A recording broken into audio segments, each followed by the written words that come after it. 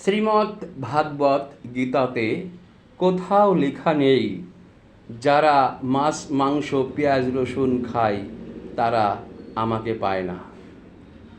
আপনারা কেন এই খাওয়া নিয়ে এত বড়াত্তি করেন? মাছ মাংস পেঁয়াজ রসুন খেলেই বা কি, না খেলে বা কি, এখানে কোনো বাহাদুরি নেই। বাহাদুরি আছে শ্রীমদ্ ভাগবত গীতাতে বলা হয়েছে, প্রকৃতিকে এবং পুরুষকে অনাদি বলে জানিবে। এই তিন জানিতে পারলে ভক্ত আমাতে প্রাপ্ত হয়। এইভাবে আপনি দেখান কোথায় লেখা আছে মাছ মাংস পেঁয়াজ রসুন খালি ভগবানকে পাওয়া যায় না।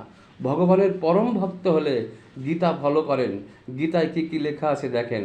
আমি একটা শ্লোক বললাম, আরেকটা শ্লোক বলছি।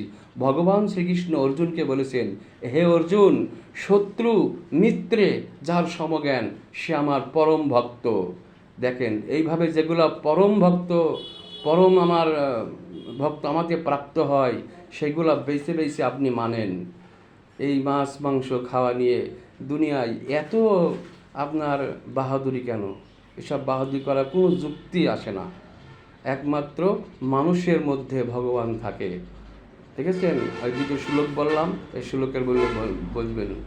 প্রেম ভক্তি হৃদয় হলে কৃষ্ণ ভক্ত তাকে বলে, ভক্তের হৃদয়ে ভগবানের আসন।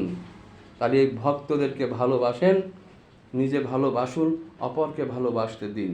এইভাবে কারোর প্রতি কারোর হিংসা নিন্দা অহংকার এগুলা কখনো করবেন না। সব ছেড়ে দেন। যারা মাছ মাংস পেঁয়াজ রসুন ছেড়ে দিচ্ছেন, এগুলো ছাড়লেও চলে, না ছাড়লেও চলে, কিন্তু আপনার হিংসা অহংকার লোভ লালসা এগুলো আপনি সব ত্যাগ করে দেন। দেখবেন ভগবান আপনার বাড়ি